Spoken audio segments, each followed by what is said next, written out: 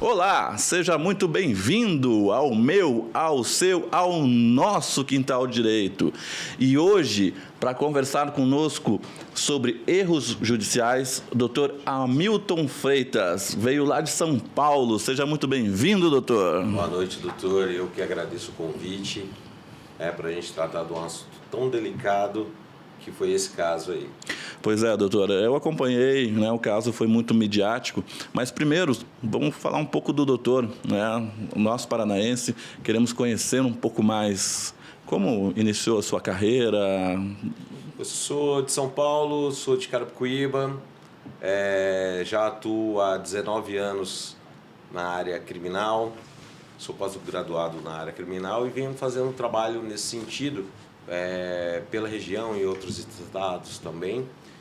E estamos aí atuando, né, pelo nosso direito, né, pelo direito de cada cidadão, seja ele culpado ou não, né, o que a gente preza é pela aplicação da lei corretamente.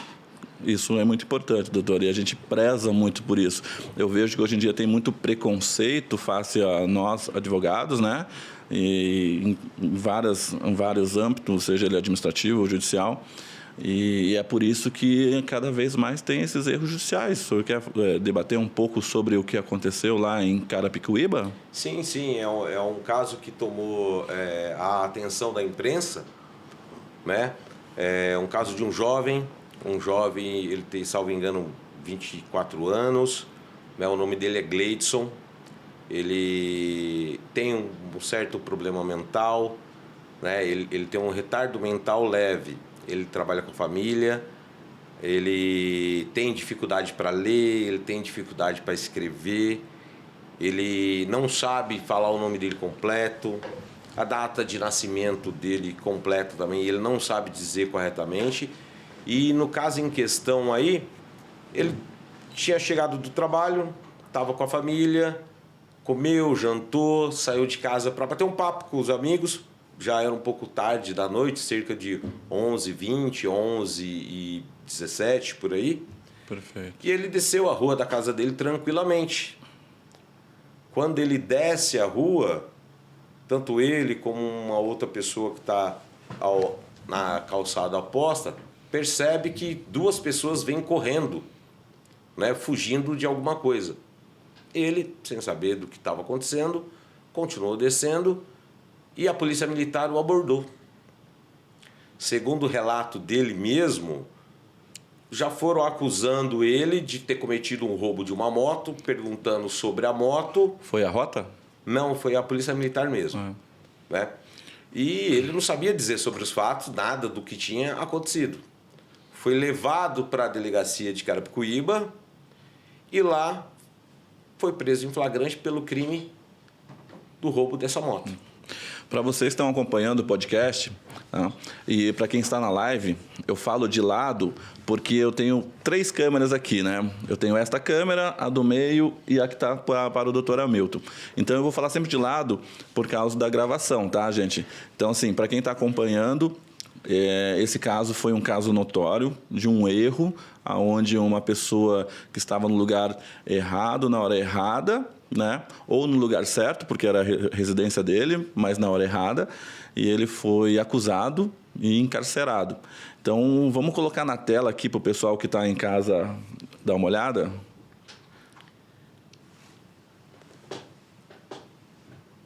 O senhor pode narrar, doutor. Esse é o vídeo da rua lateral, chama Rua Airão. Eles vêm correndo nessa rua, né? Essa rua é um pouco extensa. Uhum. Então, essa rua se chama Rua Airão. Ela é uma travessa de uma avenida lá, onde os policiais militares narram no boletim de ocorrência que eles teriam abandonado a moto nessa outra rua. Empreenderam em fuga, a pé, inclusive um ainda está com o capacete em mãos, né? E eles vêm correndo nessa rua. No final dela, no meio dela, aí eles já viram à direita, que é a rua Valdemar. Valdemar Arnold, que é a rua onde o Gleidson mora. Aí no vídeo que está em cores... Já vai passar para o próximo, doutor, mas pode continuar. Ele desceu a rua, normalmente, aqui é o Gleidson.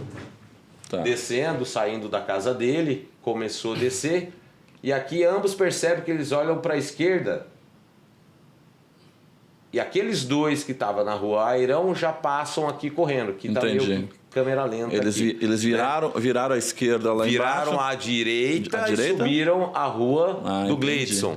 Entendi. Né? Tanto é que essa testemunha, ela também fica olhando algo estranho também, né? E o Gleidson desce aqui e no final da rua o Gleidson já foi abordado pela polícia militar. E nós temos o vídeo da abordagem da polícia ou lá não tinha passa um pouco mais para frente, Lucas, por gentileza. Aqui o Gleidson, aqui tem uma viatura. Estou vendo a viatura. Vocês não estão vendo aí de casa, mas bem no cantinho da tela nós temos uma viatura ali. Acho que agora dá para ver um pouquinho melhor. Pode deixar no cantinho. Aqui o Gleidson já está abordado. Já está abordado. Aqui o Gleidson já está dentro da viatura. Daqui a pouco, tanto aquela testemunha que estava aqui de camiseta vermelha, boné verde, ela sobe com mais uma outra testemunha e vão chamar a família do Gleidson. Sim. E vão informar que o Gleidson está preso. Daqui a pouco, um pouco mais para frente do vídeo, a cunhada do Gleidson desce. Pode adiantar um pouco, por gentileza?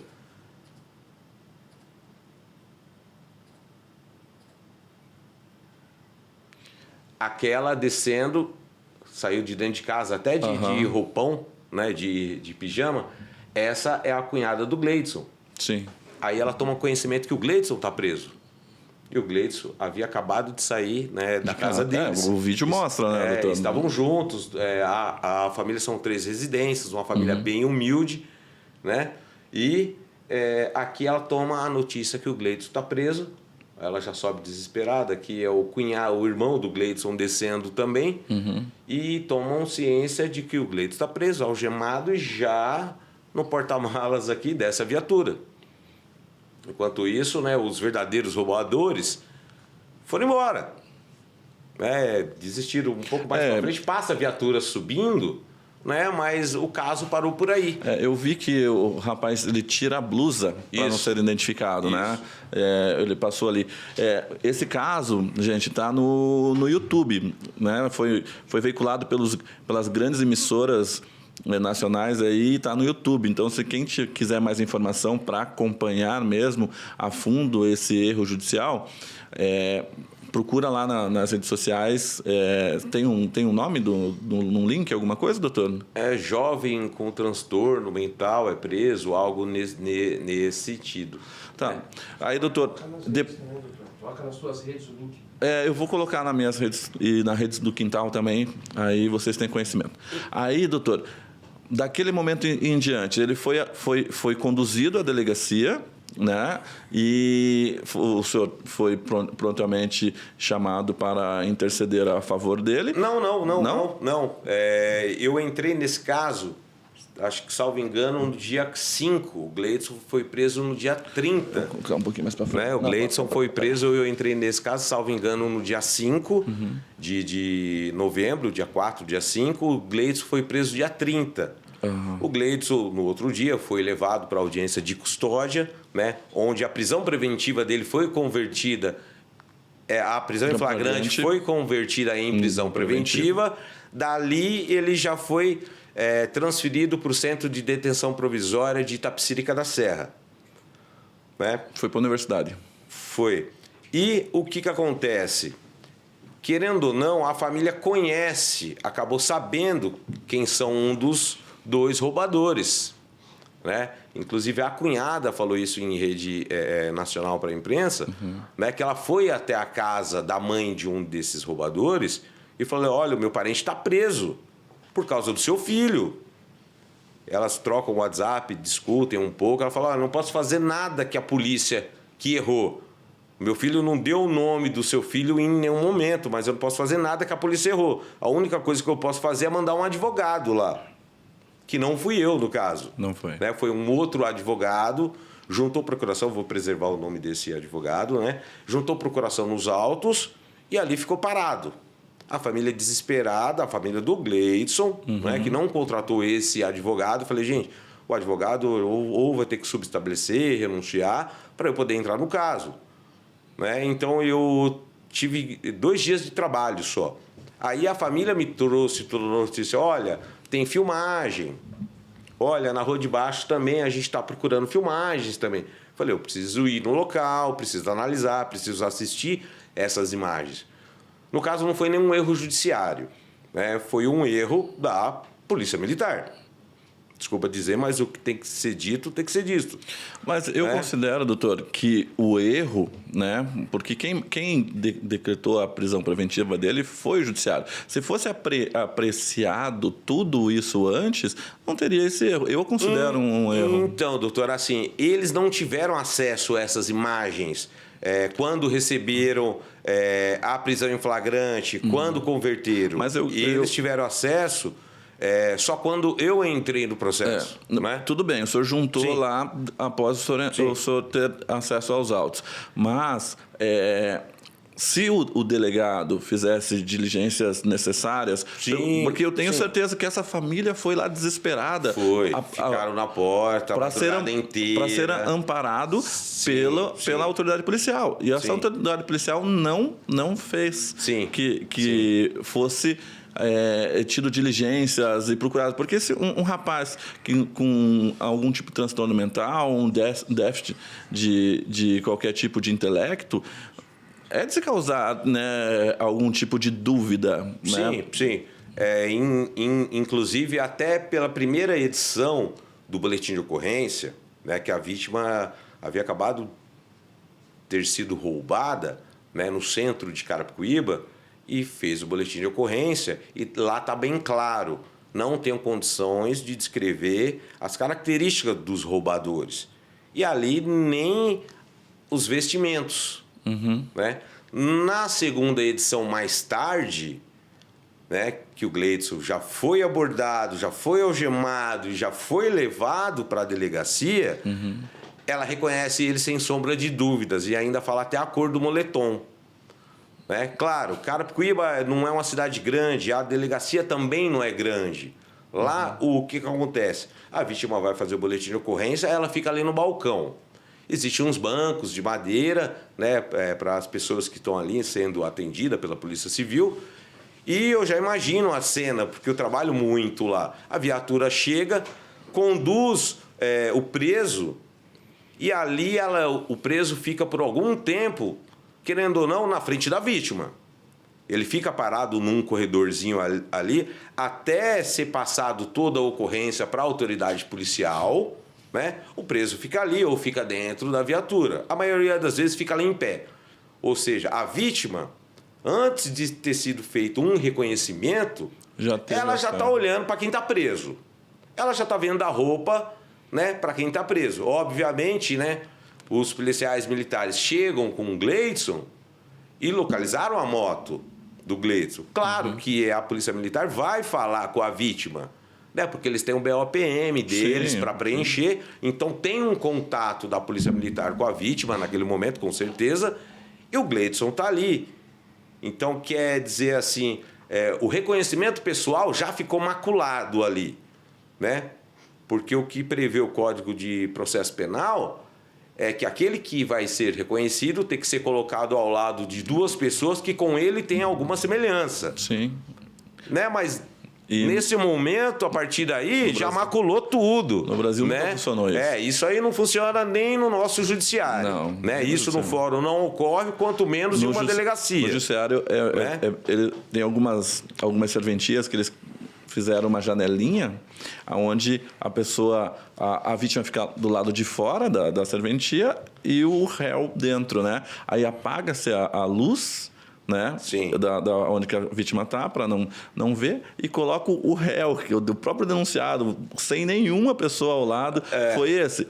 Foi. É o denunciado. Acaba induzindo também a vítima no erro. Então, esse procedimento interno que ocorre em delegacias, que eu vejo, ele prejudica muito aquele que está preso, né? E prejudica muito a busca da verdade real, né? Que é a finalidade do processo criminal. E o que eu sempre digo, né, para quem acompanha o nosso podcast, para quem acompanhou a minha carreira, nós não defendemos crime, nós defendemos a lei. E a lei tem que ser justa para a vítima e o autor, né? Então, na maioria das vezes, o judiciário condena e a gente cansa de ver crimes que a pessoa fica 12, 7, 18 anos. Esses dias nos Estados Unidos teve uma pessoa que foi libertada, ficou 40 anos preso, né? Foi presa com 20, agora com 60 tá na rua. Por quê? Porque era uma pessoa negra e na época era muito pior do que hoje. Hoje é horrível lá o racismo ainda, mas naquela época era pior, então, né? Foi uma pessoa negra que assaltou, o primeiro negro que encontraram na rua encarceraram. E aqui no Brasil também né? A gente usa muito, a gente não, né? Mas vou dizer assim, o poder judiciário usa muito a teoria do etiquetamento ainda, né? Se você pegar e fazer uma análise da teoria da criminologia, se usa muito a teoria do etiquetamento. E o fator social, né? Eu garanto que se fosse um branco de olho azul rico ali, não estava preso. Poderia ter falado, não, doutor, não fui eu, vamos dar uma olhada como foi. Pode ser. E o que acontece também que a gente vê, né? Aprende na faculdade, né? Aqueles montes de leis, aquele princípio da presunção de inocência tão claro na nossa Constituição Federal, né? E na realidade, quando a gente vai advogar, né, principalmente na área criminal, é muito fantasioso, assim, é muito fictício, é muito bonito na letra da lei, mas na realidade não é assim que funciona. A letra da lei traz, né? Assim, inocente até que se prove culpado. Isso mesmo. Mas hoje nós vivemos culpado até se prove inocente. Somos considerados inocentes até o trânsito em julgado na sentença penal condenatória. Não, hoje... Né? Na verdade, é o inverso. É o inverso. Eu acho que há uns 20 anos atrás ainda poderia falar que tinha ainda a possibilidade de ter essa manutenção da norma. Mas hoje em dia não se tem. Hoje em dia, quem condena é o fator social. Depende do crime, né? Não interessa se a pessoa é culpada ou não. Depende da temática do crime. Aquele primeiro que foi preso, né? Nós temos um caso muito e foi nível nacional. Aqui, acho que o caso... eu esqueci o nome da menina. Mas era uma menina que de 16, 17 anos foi presa na região, foi morta na região metropolitana, e o delegado ele prendeu alguns circenses que estavam ali e torturaram eles tudo, e no fim não era eles, né? E deu uma confusão isso. Tainá, o nome da menina, caso Tainá. Quem quiser dar uma olhada aí e conhecer um pouco aí dessa situação aqui em Curitiba, caso Tainá. Esse caso foi bem emblemático aqui. É bem complicado. Foi como o senhor mencionou. Se tivesse feito alguma diligência, questionado a vítima, né? Olha, no primeiro momento, você não consegue descrever ninguém, você não dá as características físicas, a vestimenta. Como que você reconhece agora? Sim. Ficou muito maculado esse reconhecimento, né? Os policiais narram que receberam via Compom notícia do roubo, né, que essa moto com 2 indivíduos passou em alta velocidade e ali eles começaram a perseguir, né? Em determinado momento, uma rua lateral daquele vídeo em preto e branco, eles abandonam a moto e saem correndo. E eles narram, esses policiais que apresentaram a prisão do Gleidson. Narram que outra guarnição, outra viatura que abordou o Gleidson. Não sei se essa viatura estava em contínua perseguição. O outro vídeo em preto e branco mostra alguns minutos depois, cerca de 3 minutos depois, várias viaturas passando.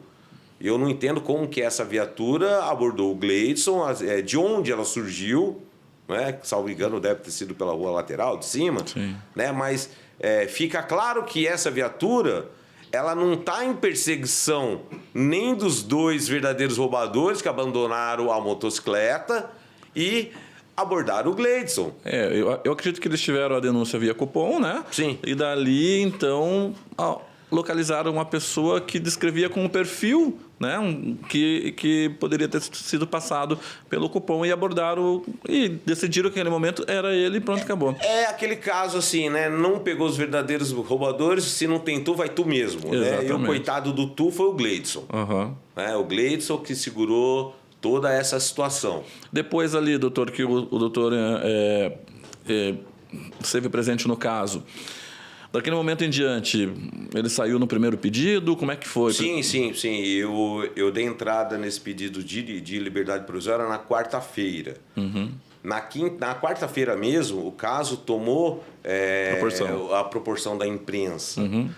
Na quinta-feira, a douta promotora de justiça analisou, né, o caso e também concordou com a liberdade do Gleidson. De quarta para quinta, na madrugada, eu recebi um outro documento que é daquela testemunha de camisa vermelha, a gente conseguiu localizar ela, né? Aquela testemunha de camisa vermelha e boné verde que está também na rua. Ela faz uma declaração, ela se reconhece no vídeo, ela conhece o Gleidson e ela declara: sou a pessoa que está no vídeo. Declaro que conheço o Gleidson e vi ele descendo a rua. E declaro também que vi ele sendo abordado pela polícia militar. E declaro também que vi 2 pessoas correndo no sentido contrário. Né? A situação do Gleidson, ela é bem assim, seria cômica se não fosse trágica. Né? Quem que está correndo da polícia vai de encontro a ela, né? Porque o Gleidson desceu de encontro para a polícia. Né? Os 2 roubadores estão correndo da polícia. Né? Seria como que se não fosse trágico. Mas a promotoria se manifestou muito rápido no caso. Eu entrei com o pedido na quarta-feira, na quinta-feira a promotoria concordou com o pedido de liberdade provisória. Na sexta-feira, em torno das 11h50 da manhã, a juíza da 2ª Vara Criminal já concedeu a liberdade provisória, reconheceu que não estavam mais presentes os pressupostos da prisão preventiva, no caso, né? Porque assim, quando a gente entra com um pedido de liberdade provisória, a gente não adentra no mérito, né? Não pode falar do mérito. Vai falar um pouco do crime, se cabe, se não cabe, uma liberdade provisória, uma medida cautelar diversa da prisão. Mas fala das circunstâncias, né, doutor? Fala das circunstâncias, só que aí eu já juntei o vídeo, querendo ou não, é o mérito da questão. É o mérito da autoria do crime, né? E ela, graças a Deus, a excelentíssima juíza concedeu rapidamente também o alvará de soltura dele na sexta-feira. O que é triste, doutor, que por mais que ele tenha concedido, que ela tenha concedido o alvará de soltura, a instrução vai acontecer ainda. Vai acontecer. Já está marcado agora para o dia 3 de dezembro. Também foi muito rápido, né? Uma pessoa foi presa dia 30, já foi denunciada, a denúncia já foi recebida e a audiência já foi marcada para o dia 3 de dezembro. Ou seja, de verdade, em 19 anos, eu nunca vi um processo criminal tão rápido. Né? Mas que bom, doutor. Pelo menos se acatar as provas, vai ter resolução favorável. E daí o Gleidson pode buscar, né, a reparação. Né? Reparação do dano. Junto, olha que coisa complicada. Né? Vai pedir a reparação junto ao órgão que prejudicou-lo. Né? Sim. Porque ele foi prejudicado pelo judiciário que decretou a sua prisão preventiva e vai pedir a reparação cível junto ao judiciário novamente. Então, assim, por enquanto a justiça está sendo feita, né? Só vai ser 100% feita depois que o Gleidson for indenizado. Não é nenhum favor que o Estado vai fazer, é uma obrigação que ele tem com o Gleidson. E mais, né? O Gleidson deu muita sorte, né, da gente ter encontrado esses vídeos, das pessoas fornecerem, porque as pessoas ficam com medo. Elas não querem fornecer. Eu tive que ir num local, o local é uma mercearia, é uma senhora de idade. O bom, doutor, que ainda existem advogados como o doutor, que praticam a advocacia de forma investigativa. De campo, né? De campo. Porque depois de 2012 para cá, que a nossa operacionalidade virou virtual, muitos advogados ficam no escritório, né? Sim. E na advocacia criminal, ela é primordial que você tenha esse campo investigativo. Eu gosto muito da área criminal nesse sentido, assim, da forma também que eu trabalho e outros. Eu vou no local, eu fotografo o local, quando dá, eu peço uma escada, subo, tiro foto de cima para baixo, o Google Maps ajuda muito, né? A tecnologia tem ajudado muito a gente, mas eu gosto de ir no local, eu gosto de ver porque o local dos fatos, ele fala muito. Sim, o local dos fatos desmente uma versão, né? Eu já ganhei alguns processos assim, né? Que o local dos fatos mostra na cara de que aquele policial tá mentindo. De onde ele fala que ele deixou aquela viatura, não tem ângulo para ele afirmar aquilo que foi colocado no papel. Isso né? É importante. Então é bom fazer um trabalho dessa forma que você descobre assim, muita mentira. Né? Indo no local dos fatos, fotografando, você descobre muitas coisas só pelas fotos. Né? E aí você junta nos autos e em audiência vai mostrando e vai desmontando aquela versão dada, né? A princípio nua, crua e só escrita. Né? Porque o juiz está ali, ele tem que ser imparcial. Mas ele também está acreditando naquilo que está no papel. É o que chega para ele. Né? Eu até falo que é até um jogo meio que nós, advogados criminais, a gente já entra nesse jogo com a enorme desvantagem. Você já entra perdendo, Sim, na verdade. O placar é alto e tem que correr para diminuir. É a polícia contra o seu cliente. Às vezes você vai no fórum, pede um processo. O caso do estupro. Né? Já tem uma taxatividade, um rótulo. Né? Você entra numa audiência criminal praticamente perdido já. É o promotor contra o seu cliente, né? Querendo ou não, o juiz também. Você está ali sozinho, você é o seu cliente. É Deus, você é o seu cliente. Né? Então você já entra numa partida, num jogo, digamos assim, perdido. Sim, se a gente partir do pressuposto que o senhor está colocando, nós 3 contra 1, né? Nós temos, né, a gente pode até jogar 4. Nós temos a Polícia Militar, a Polícia Judiciária, a Polícia Civil, o promotor e o juiz contra o advogado. Basicamente acontece isso muito, a gente vê isso muito. Então é uma batalha muito difícil para a gente, né? Fora as outras taxatividades, rótulos que advogados criminais tomam, né? Mas é muito importante assim, a gente não pode perder a fé na lei, né? E não pode perder a fé, não pode perder o foco e temos que continuar. Tá. Doutor, eu vou fazer só um parênteses aqui rapidinho para ver o pessoal da live. Quanto que a gente tem na live aí? Pode falar. Nós estamos com 216. 216. Então, vamos aproveitar, gente. Então, assim, nós temos um iPhone 15 Pro Max, tá? Nós vamos sortear. Esse sorteio vai ser destinado a quem estiver seguindo as nossas redes sociais. E nós criamos uma rede de amparo. Rede de amparo e proteção a vítimas de abuso e violência. Procura na rede vizinha, porque eu não vou falar o nome da rede aqui, porque nós estamos em live, tá? Mas procura na rede do I lá, que vocês vão ver o perfil e a gente precisa divulgar, porque o Quintal do Direito quer ajudar todas as vítimas de abuso e violência. Se vocês estão acompanhando o Quintal do Direito há algumas semanas, vocês estão vendo que o foco está, né, nesse sentido, tá bom? Então tá aqui, é um iPhone 15 Pro Max, nós vamos sortear quando o Quintal do Direito tiver 10 mil seguidores, tá bom? Valeu, vamos voltar aqui para o doutor. Doutor, voltando lá ao caso lá, Bom, a família hoje está tranquila com o Gleidson, né? Gleidson no seio familiar. Né? Mas o que eles esperam? O que eles passaram para o doutor? Esperamos que a justiça continue sendo feita, que o Gleidson seja absolvido, que o Gleidson... A princípio, eles nem pensaram nisso, né? Em questão de indenização, não. Mas que ele seja indenizado. O problema é que ele vai ficar com essa passagem criminal. Sim. Caso seja absolvido, a folha de antecedente vem sem nenhuma restrição. Contudo, pelo Copom, se ele for abordado na rua, vai constar que ele foi preso em flagrante pelo artigo 157. Ele não vai ser tratado... O cidadão de bem, quando é abordado, já é constrangido, você já se sente constrangido, você sente medo quando você é abordado. Nós, advogados, trabalhando na delegacia, somos constrangidos. Imagina o cidadão comum.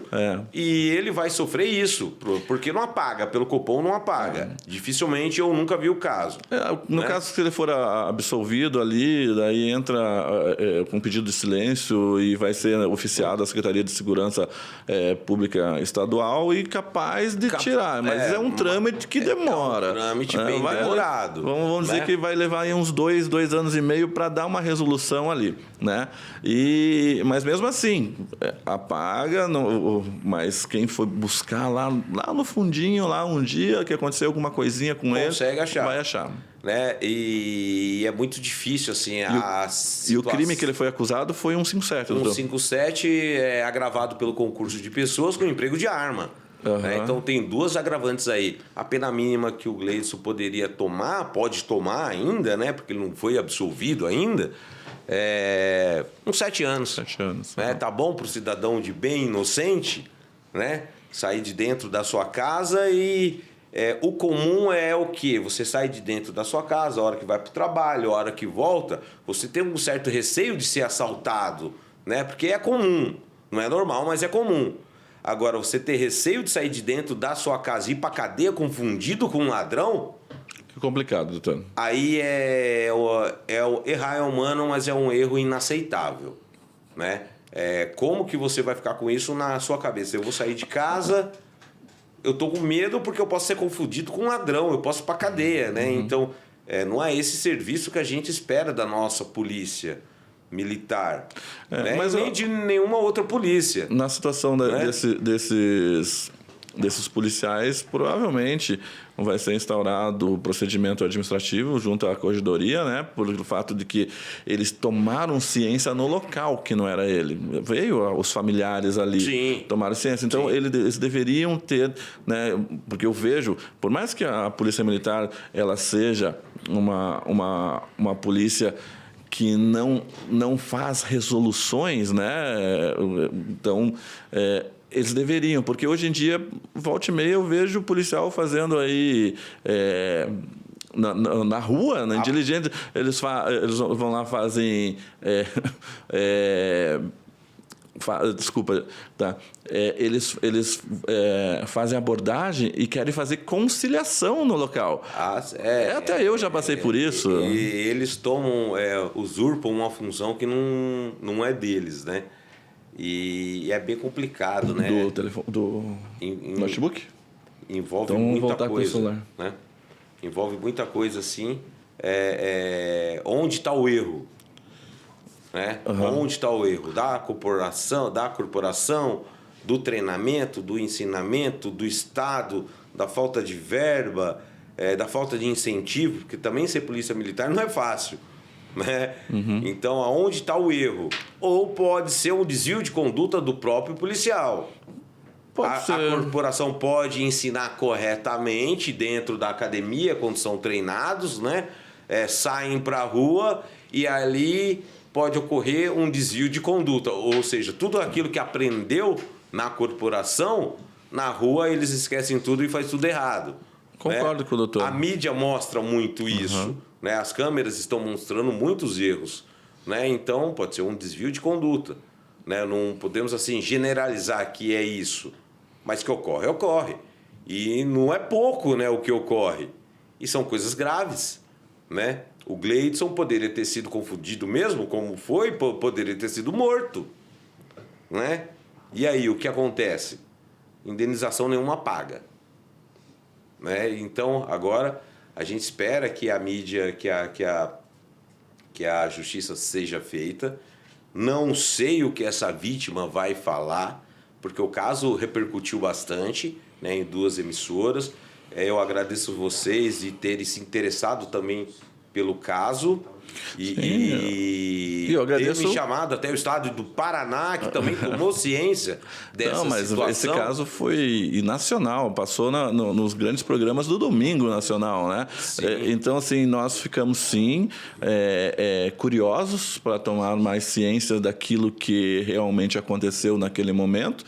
E eu agradeço o senhor de coração de se deslocar lá de São Paulo e vir até a Curitiba para poder falar conosco um pouquinho sobre isso. Todas as vezes que for chamado. Muito obrigado. E a preocupação fica grande assim, né? Hoje foi o Gleidson, mas quantos Gleidson já existem e estão presos? E quantos ainda vão existir? Dificilmente a gente vai saber que vai acontecer, mas às vezes vai. Será que essa pessoa vai ter, né, a sorte que o Gleidson teve de ter câmeras, de ter tido também, querendo ou não, um profissional também que vai atrás, uma defesa, né, investigativa? Nesse momento, sim, deve ter acontecido alguma coisa na cabeça desse policial para ele entender que o Gleidson era o culpado, mas socialmente ele já limpou um nome, né? Porque, como eu havia dito, muitas emissoras de TV, inclusive dos programas de domingo, né, nacionalmente, limparam o nome do Gleidson. O senhor fica feliz com isso? Bastante, né? Fico feliz e, ao mesmo tempo, não, né? Porque a gente sabe que isso ocorre, vai ocorrer e vai ser muito difícil deixar de ocorrer, né? Mas fico muito feliz assim que deu tempo, né, que a defesa conseguiu trabalhar rápido, a promotoria também se manifestou rapidamente, a juíza também se manifestou muito rápido, né? Espero que esse caso tenha um desfecho feliz. Não sei o que vai ocorrer com relação a esses policiais. Espero que sejam pelo menos reencaminhados a um curso novamente de preparo, né? Para que essa situação não ocorra, né? Porque eles, além de dificultar a vida de uma pessoa, e não é só de uma pessoa, é de uma família inteira, correto? Então, a conduta deles é muito importante para a nossa sociedade, né? Para a nossa proteção, para a gente se sentir protegido. E muitas vezes não acontece, né? Muitas vezes não acontece isso. O Estado deposita a fé pública, né, em tudo que eles falam. A fé pública deles só cai na hora que a gente desmonta uma versão dada. Sim, né? sim. Caso contrário, tudo que eles falam é considerado verdade. E a gente sabe que não é isso que ocorre. E em vários casos criminais que eu trabalhei, com certeza o senhor também e outros advogados, né? Então, a gente fica triste nesse sentido, né? O nosso trabalho... Até onde existe a verdade? O nosso trabalho... A minha verdade, a sua verdade ou a verdade deles? É muito complicado. Entendeu?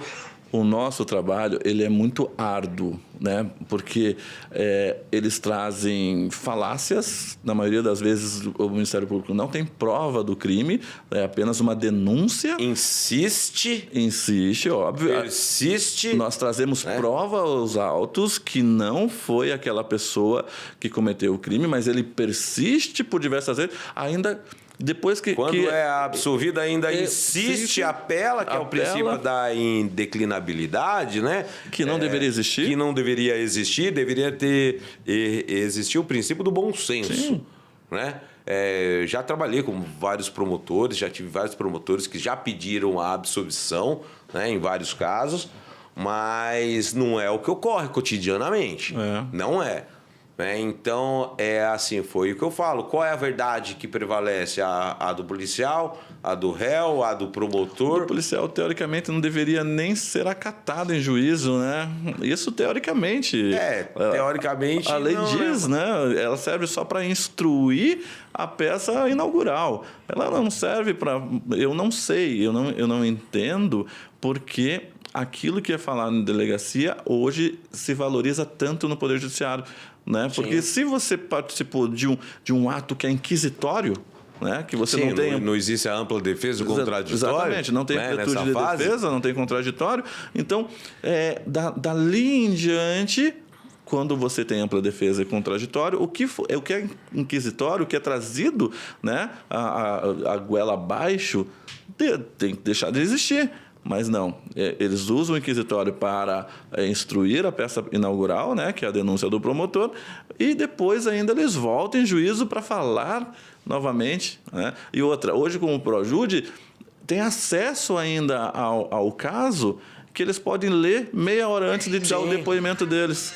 Não, mas o que a gente vê cotidianamente nos corredores dos fóruns, você vê policial puxando cópia do BOPM, que seja, né, do depoimento, lendo minutos antes da audiência, se conversando entre si, porque pela lei não poderia ocorrer, né, pela incomunicabilidade das testemunhas. Ele é uma testemunha, o parceiro dele também é outra testemunha, mas isso não ocorre. Não, já tive caso, doutor, em audiência, né, o policial folhear, né? E eu interromper aquilo, porque assim, o juiz estava vendo ele folhear, o promotor estava vendo, eu interromper e daí para o juiz perguntar o que o senhor está lendo. Ah, não, é a denúncia, o BO. Depoimento. Entendeu? Daí eu, não, mas não pode. E assim mesmo, este caso em específico, levou uns 5 anos para ter um êxito, né? Só não sentamos em apelação, porque ele foi condenado, mesmo com a testemunha de acusação lendo ali, com os papéis em mão, né? Tivemos este caso e outro por videoconferência, na época que videoconferência não era desse jeito. A videoconferência você tinha que ir até o fórum, sentar de frente à câmera IP lá e você fazia. E esse foi na esfera federal e era um caso lá em Foz do Iguaçu. E esse caso em específico aconteceu a mesma coisa, né? O rapaz lendo ali, e eu acho muito confuso a maneira que é feito a parte geográfica de uma audiência por videoconferência. Então, assim, você tem que aguardar um certo tempo para você, né, levantar a tua palavra pela ordem, porque o juiz te corta, principalmente depende do caso, né? Se for um caso com muitas testemunhas, um caso muito emblemático, o juiz te corta várias vezes. Caça a sua palavra. Para você não consegue expor. Mais falar. Mas daí quando volta a palavra para você, daí você expõe, né? E nessa daí também não conseguimos a absolvição, né? Era um tráfico internacional e conseguimos a absolvição. É bem complicado o nosso processo penal e a prática, na verdade. Sim. Né? Como parece que cada fórum tem um código de processo penal diferente. Sim. Né? Parece que cada estado, cada cidade tem um código de processo penal diferente. Tem juízes e juízes. Mas tem hora que parece que você tem que ensinar. Ou não, ou eles criam o próprio Código de Processo Penal. Não é ensinar, é que vira, eu acho que vira, com o tempo, isso vira habitual. E daí não se segue mais o Código de Processo. O Código de Processo é seguido quando você bate de frente com o delegado. E o delegado, não, doutor, com o juiz. O artigo 7º prevê que eu posso fazer esse tipo de coisa. Ah, você lembrou do Código de Processo Penal? Aí seguido a risca. Mas você usa da palavra pela ordem e discute com o juiz, e ocorre muito, parece que você chama agora, vem a Código de Processo Penal que você existe. Mas já ouvi, assim, audiências, doutor. O juiz falar para mim assim, doutor, aqui não é tribunal do júri, né? O senhor ficar falando pela ordem, então, daí eu falei, se o senhor presidir o ato da forma ordinária, né, da forma legal, o senhor não vai ouvir eu interromper, né, usando o meu direito prescrito em lei, né, de usar a palavra pela ordem. Então, nós temos sim todo momento que a gente vê uma irregularidade, né, que seja que fira a legislação, a gente tem que sim usar a palavra pela ordem. E o complicado é você ter que brigar pelaquilo que já está escrito, pelaquilo que já passou por um devido processo democrático, uma lei regulamentada, uma lei em vigor, e você ainda tem que brigar pelaquilo que já existe. Parece uma redundância. Parece que você volta não sei aonde, que planeta. Você tem que brigar pelaquilo que já está previsto em lei. Seria tão fácil, uma audiência criminal seria tão frutífera se a lei fosse seguida. Sim, óbvio. Ponto, acabou. Tem uma situação, doutor, que aconteceu comigo há uns anos atrás, e eu fui entrevistado, e o repórter falou assim, não, mas doutor, é que vocês usam as brechas da lei para soltar o cliente de vocês. Eu disse para ele, não, a gente não usa a brecha da lei. A lei é escrita. A gente usa a própria lei. A gente usa a lei. Se os agentes de segurança pública, né, os agentes de polícia, prendesse na forma da lei, e isso dificultaria a gente de realmente conseguir libertar, porque seria realmente o culpado que está lá e condenado, e não teria como a gente fazer a soltura dele usando o que está escrito. Mas eles utilizam de formas árduas para poder encarcerar essas pessoas. Reconhecer. Exatamente. Se a lei fosse seguida ao pé da letra, desde uma apresentação de um flagrante, de um reconhecimento, sim, da forma que deveria ocorrer, muita gente não estaria presa. E muito inocente também não estaria preso. Eu acredito que nós temos uma população carcerária hoje de uns 780 mil presos, né? Não é uma das maiores do mundo. Nós temos Estados Unidos com 2,5 milhões de presos. A população carcerária ela é alta porque nós temos uma manutenção de prisão preventiva. Tem pessoas que ficam na prisão preventiva anos, né? A gente vê o Paraná, São Paulo, Santa Catarina, Rio Grande do Sul, são judiciários que estão mais à frente do resto. Aqui concede muita liberdade por excesso de prazo ou não existe mais isso aqui? Não existe. Virou lenda também? Já existiu um dia, doutor? Não, olha, eu já peguei algumas vezes já, mas faz muito tempo. Isso era ganhar na loteria. Era. E aqui ainda de cada 50 não, cada 100 habeas corpus, acho que ganha um. Né? O excesso de prazo parece que desapareceu do mundo. Desapareceu. E você sobe para o STJ, também não é a mesma coisa. Um habeas corpus de uma pessoa comum no STJ, acho que ele demora mais ou menos 1 ano para ser julgado. Sim. Completamente. Né? Bom, se a pessoa está esperando lá preso, meu amigo, já foi. Nós juntamos HC não esperando o mérito, nós juntamos HC querendo julgamento. Você busca liminar. Sim. Do HC. Negou liminar, ele segue. Ele segue. Ele vai seguir o rito e vai ser agendado data para o julgamento. Aqui leva em torno de uns 20 a 40 dias aí para julgar um HC no TJ do Paraná. Em São Paulo, cerca de uns 3 meses. Cerca de uns 3 meses. Mas aqui, lá 3 a 4. Lá a população é bem maior, né? Tem bastante crime lá. Tem. Aí, mas aqui a gente... O mérito tem resolução, né? No mérito, às vezes, tem êxito, mas na maioria das vezes você junta o HC na esperança da liminar, né? Sim. Daí depois a gente vai lá, faz sustentação, e aqui o TJ do Paraná, no caso do meu escritório, né, a gente teve bastante êxito, e, né, tivemos sempre manutenção da liberdade dos nossos constituídos, né? Mas São Paulo, só a capital tem 12 milhões de pessoas. É muita gente. É muito. Nós temos aqui 1,8, eu acho. Está chegando a 1,9 milhões de habitantes em Curitiba. Só a cidade que eu moro, Carapicuíba, tem cerca de 396 mil, 96 para 97 mil pessoas. Então não é uma cidade pequena. E hoje nós temos o quê? Em São Paulo nós temos inscritos cerca de 450 mil advogados, né?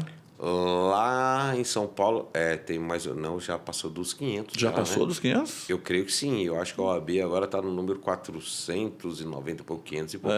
Não o último levantamento que eu fiz... A minha é 233, a sua qual é? Hã? A minha é 233. A minha é 59939 Não, porque no Paraná muda. É diferente, né? Muda, né? Então, assim... E eu sou inscrito em Santa Catarina também, sou inscrito em São Paulo também. São Paulo eu pedi baixa, nem sei se está ativo, porque é muitas anuidades para pagar. Se precisar de São Paulo, estará. Só ligar, fazer contato que fiz a gente se ajuda ou ajuda alguém. Em Americana. Né? E eu vou dizer para você que foi uma das piores comarcas que eu atuei, pelo fato de que eu pisei no plenário. O juiz me chamou e falou assim, não pense que você vem lá do Paraná aqui fazer graça, porque eu vejo isso, porque aqui as coisas são diferentes. Eu vejo isso tanto da parte assim, tanto da parte de juízes como da parte de promotores, né? Eu acho um negócio tão feio, né? Primeiro que a gente é todo mundo do Brasil, né? Eu vi um caso também lá do promotor do Maranhão, quem foi fazer o júri foi um advogado de Minas Gerais, o Quaresma. O Quaresma, né? Gosto muito do Quaresma. E falou exatamente dessa forma. Você não vem daqui não, porque aqui é o Maranhão, parece que você é um advogado de outro planeta. Exatamente. Né? Que lá é outro planeta e que lá você não vale nada. Né? Sua OAB aqui é extraterrestre. Né? Então não me venha de outro lugar, né? Na época eu respondi... ele à altura, né? Eu falei, doutor, sou advogado nacionalmente, né? A mesma lei que vale para mim vale para você, se o senhor presidir com êxito esse júri, o senhor não vai ter problema algum. Agora, se o senhor deixar de se atentar aos atos que sejam contrários à norma, aqui, sim, é óbvio, eu vou me manifestar a todo momento. Vai ter problema até a hora que você não conseguir dormir. Eles dão aquela paulada, se o cara fica quieto, né? Se o cara fica quieto, passou. Aí eles montam mais em cima. Agora, se o cara fala, não, eu vou ter problema, né? Eu saio preso, não tem problema. Eu fiz uma audiência em Poços de Caldas uma vez de um sequestro de cárcere privado. Eu dei uma surtada na audiência que eu achei que eu ia ser preso. Porque a testemunha, a mãe da vítima, começou a indagar o advogado e questionar e virava. E eu nunca tinha visto aquilo. Testemunha interpelar o advogado. Aí ela fez a primeira vez, fez a segunda, fez a terceira. O juiz não abriu a boca. Eu, pela ordem, falei, escuta aqui, o que está acontecendo? Complicado. Falei, isso, testemunha... né? Aqui a gente pergunta, você responde. Falei, a hora que chegar a minha vez não vai ficar essa palhaçada, não. E depois eu surtei com o juiz uma decisão que ele começou a negar a liberdade provisória, os réus não foram levados.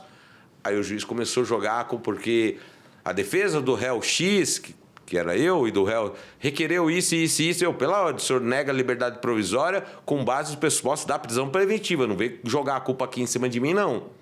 A testemunha não veio, que era vítima do sequestro, a mãe dela saiu daqui e o senhor não perguntou o endereço dela.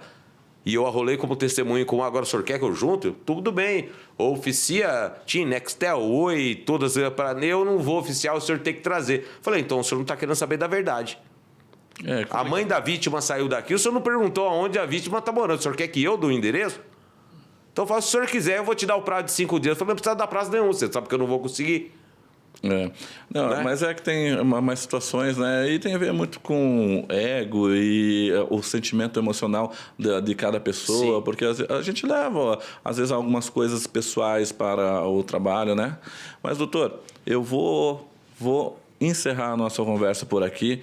Eu adorei o senhor ter vindo de São Paulo, me senti lisonjeado. Fico muito agradecido pelo convite, pelo interesse, né, do caso.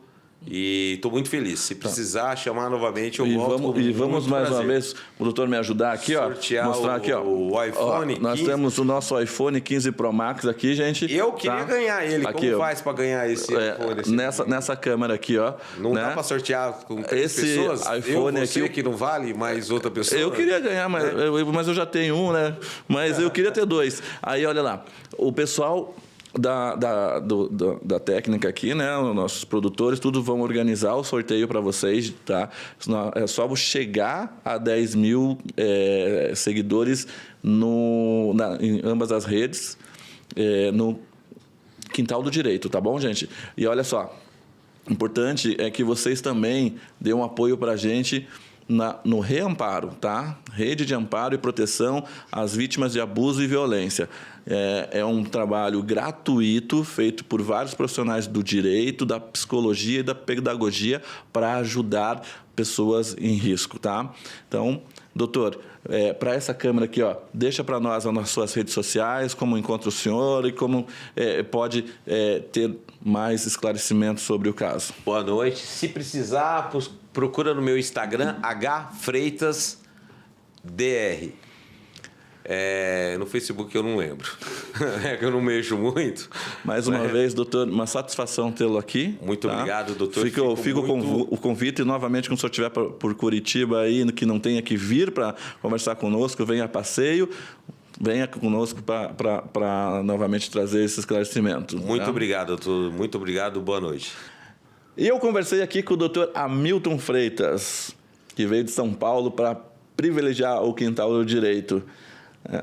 E vocês que estão aí, que curtiram, clica no sininho, se inscreva. E aqueles que não gostaram, compartilhem, porque coisa ruim a gente não vê sozinho. E até a próxima.